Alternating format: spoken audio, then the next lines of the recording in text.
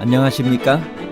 인생의 복잡한 문제들을 말씀으로 단칼에 해결해주는 김종근 목사의 쾌도 남마입니다.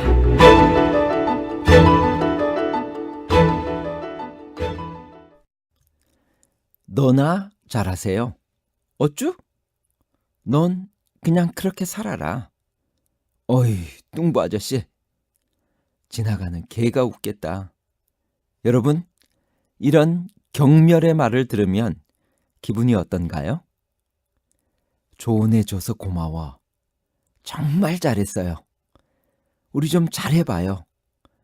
난 너무 마른 사람보다 푸근해서 좋아. 당신의 유머 감각은 정말 탁월해. 엑셀런트.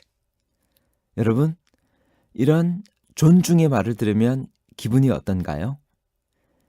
경멸의 말을 들을 때 자신감이 생기나요? 아니면 존중의 말을 들을 때 자신감이 생기나요? 경멸의 말과 존중의 말에 대한 복잡한 문제를 하나님 말씀의 가르침으로 명쾌하게 해결해 드리겠습니다. 경멸의 말이란 무엇일까요? 깔보아 업신여기는 말을 말합니다. 존중의 말이란 무엇인가요? 높여 귀중하게 대하는 말을 말합니다.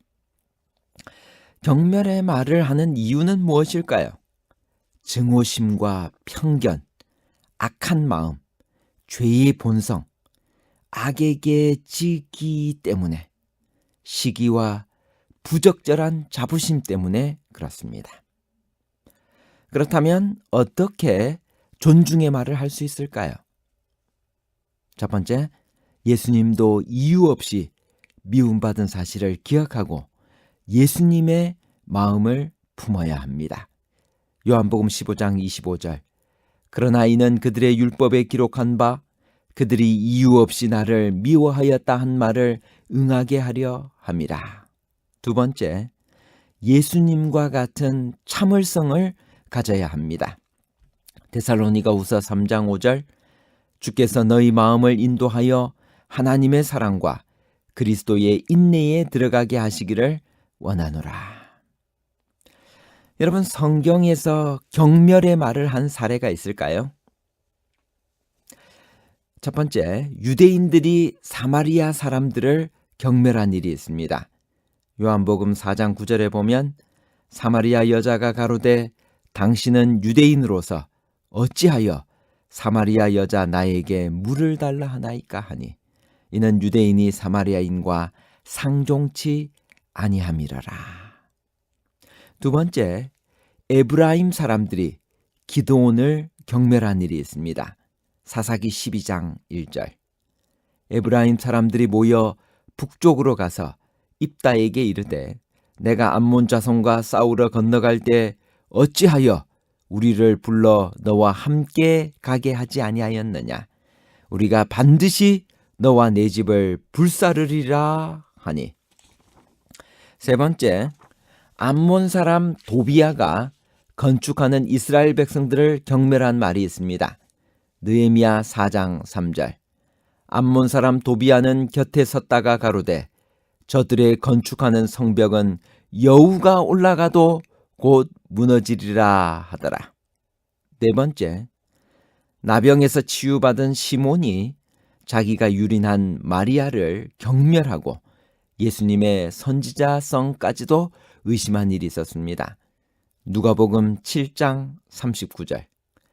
예수를 청한 바리새인이 그것을 보고 마음에 이르되 이 사람이 만일 선지자라면 자기를 만지는 이 여자가 누구며 어떠한 자 곧 죄인인 줄을 알았으리라 하거늘. 시대소망 567페이지에서는 이렇게 말씀하십니다.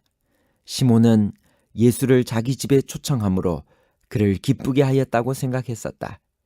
그러나 이제 그는 자기 자신의 상태 그대로를 보았다. 시몬이 그의 손님의 마음을 알고 있다고 생각할 때 그의 손님은 그의 마음을 이미 알고 계셨다. 그는 자신에 대한 그리스도의 판단이 얼마나 참된지를 알았다. 그의 종교는 바리새주의의 두루마기를 걸치고 있었다.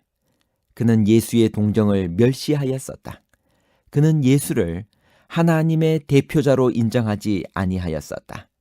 마리아는 용서받은 죄인인 반면에 시몬은 용서받지 못한 죄인이었다.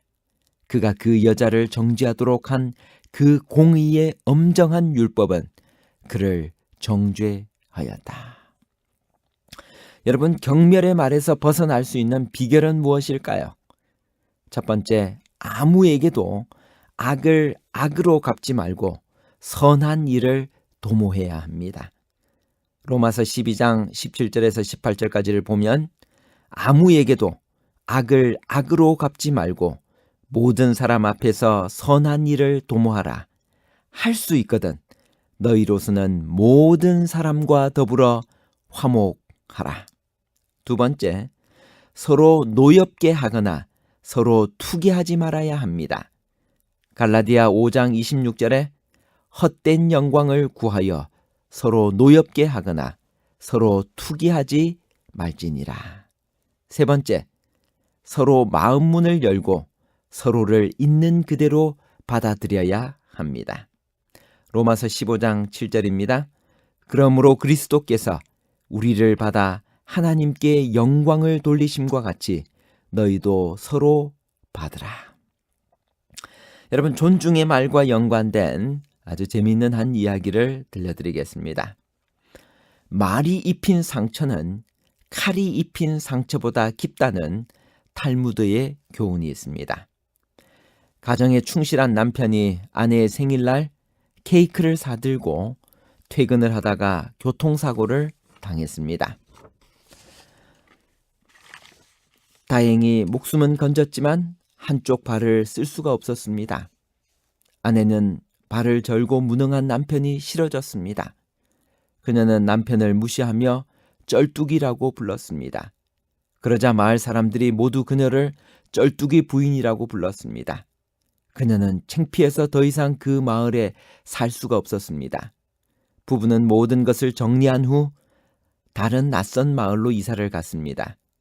마침내 아내는 자신을 그토록 사랑했던 남편을 무시한 것이 얼마나 잘못이었는지 크게 뉘우쳤습니다. 그녀는 그곳에서 남편을 박사님이라고 불렀습니다. 그러자 마을 사람 모두가 그녀를 박사 부인이라고 불러주었습니다. 성경 갈라디아 6장 7절은 이렇게 말씀하십니다. 스스로 속이지 말라. 하나님은 업신여김을 받지 아니하시나니 사람이 무엇으로 심든지 그대로 거두리라. 뿌린 대로 거둡니다. 상처를 주면 상처로 돌아오고 희망을 주면 희망으로 돌아옵니다. 상대를 존중하면 존중으로 돌아옵니다. 여러분의 말이 여러분을 말합니다.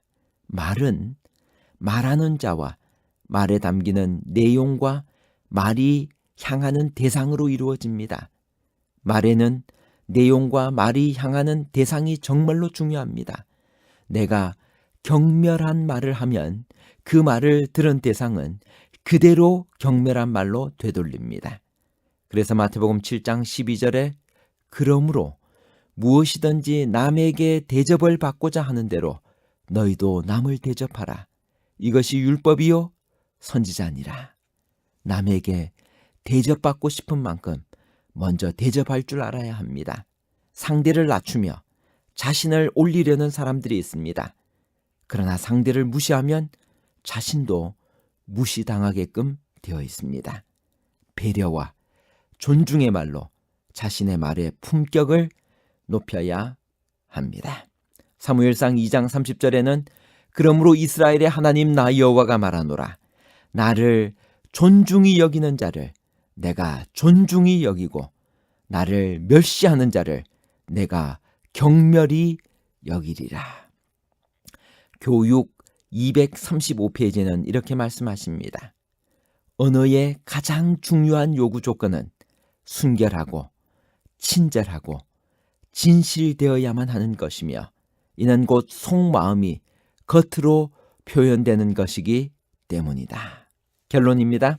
첫 번째, 내가 경멸한 말을 하면 그 말을 들은 대상은 그대로 경멸한 말로 되돌립니다.